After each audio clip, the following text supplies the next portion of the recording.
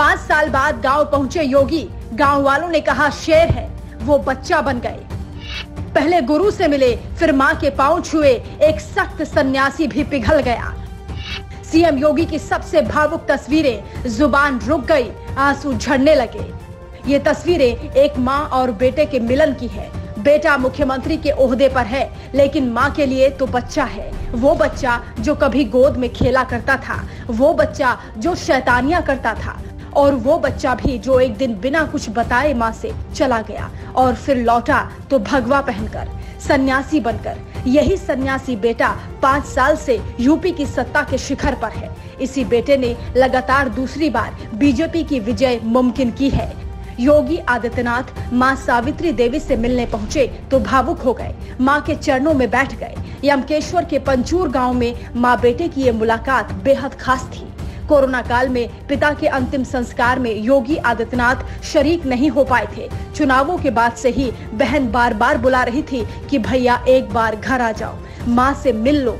योगी भी चाहते तो थे, लेकिन संयोग अब जाकर बना। पीएम मोदी जब अपनी मां से मिलते हैं तो एकदम बच्चे बन जाते हैं। कुछ इसी तरह योगी भी पंचूर में एक नए अवतार में नजर आए। बस एक लफ्ज लिखा मां और तस्वीर ट्वीट कर दी। इससे पहले योगी ने पौड़ी गढ़वाल के यमकेश्वर में अपने स्कूल के दिनों को याद किया। स्कूल के गुरुजनों के दर्शन किए, उनका सम्मान किया। पंचूर से करीब 3 किलोमीटर दूर बिथियाड़ी स्थित महायोगी गुरु गोरखनाथ राजकीय महाविद्यालय परिसर में उन्होंने अपने गुरु महंत अवैधनाथ की प्रतिमा का अनावरण किया। योगी उसी स्कूल में भाषण दे रहे थे जहां से उन्होंने 9वीं तक पढ़ाई की थी, और जब माइक पकड़ा तो उनकी जुबान पर लफ्ज कम आए, आंखों ने सब कुछ बयां कर दिया।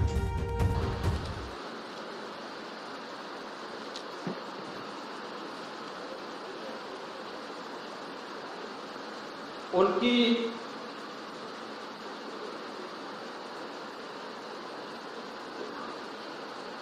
जन्मभूमि पर मैं सम्मान दे पा रहा हूं, और मुझे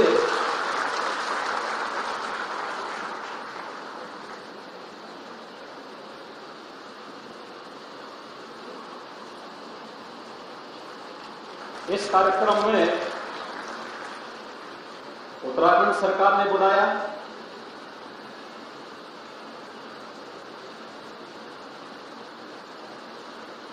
मैं इसके लिए उत्तराखंड सरकार के माननीय मुख्यमंत्री को और उच्च शिक्षा मंत्री को हृदय से धन्यवाद दूंगा। गुरु अवैधनाथ को याद करके भावुक हो गए सीएम, आंखें छलछला गईं। गुरु और मां, दो ऐसे रिश्ते जिन्हें योगी आदित्यनाथ जिंदगी में सबसे ज्यादा सम्मान देते हैं। दोनों के साथ योगी आदित्यनाथ ने जब कुछ वक्त गुजारा, भावनाओं का समंदर हिलोरे लेता रहा।